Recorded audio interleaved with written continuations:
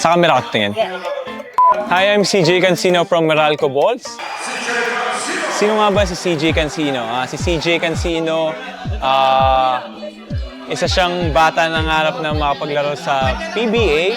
At ngayon na nasa PBA siya, isa siyang shooting guard.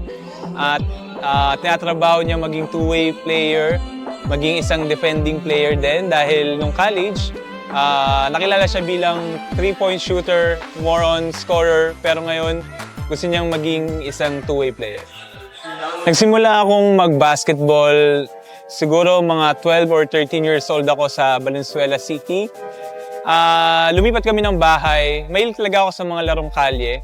Pero nung lumipat kami ng bahay, doon na ako natutong maghanap ng ibang mapaglilibangan. Kasi nga yung mga kalaro ko mas matanda na sa akin. So wala na akong mga kabatch na naglalaro ng mga larong kalye, mga piko, mga typical Pinoy games. So nakita ko lahat ng tao nandun sa basketball court.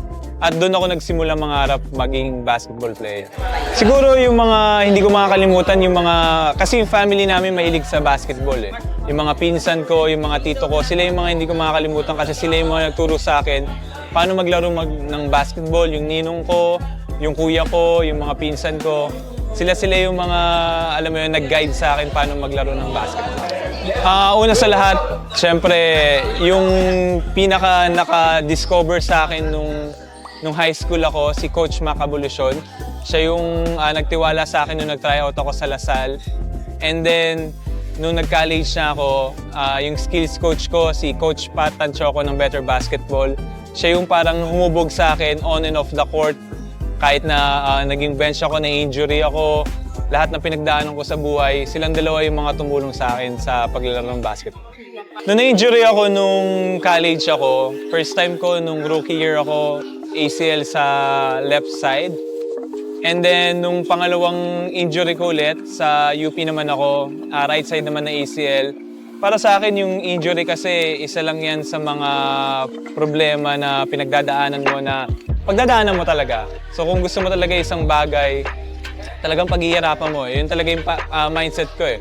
Lagi lang akong positive sa mga nangyayari sa akin. So nung na-injury ako, tinignan ko yung mga good side, yung positive side, kung ano ba yung mga pwede kong gawin. So doon ako nagkaroon ng mas time matutukan yung shooting ko kasi nga pwede naman ako mag-shooting na nakaupo, nang hindi ko ginagamit yung lower body ko. So mas tinutukan ko talaga siya. And sobrang naging helpful sa akin yun kasi from rookie year ko na hindi naman ako masyadong tumitira ng mga 3 points, mga ganon. Nagkaroon ako ng transition na mas lumawak yung game ko. So nung nag-PBA na ako, na-injury din ako sa paa. Umabot ata mga 3 months yun. So nag-step back ako, tinignan ko kung ano yung mga kailangan ko improve.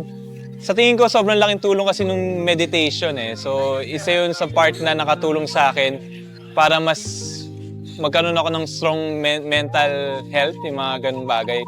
Kasi kadalasan, tinatrabaho namin yung physical pero nakakalimutan namin minsan yung mental. So sa mga batang nanonood sa akin sa PBA, huwag kayong titigil sa pangarap nyo, paghirapan nyo, and make sure pagdasal nyo sa Diyos. At yun lang, makinig kayo sa parents nyo, at huwag kayong makikwit.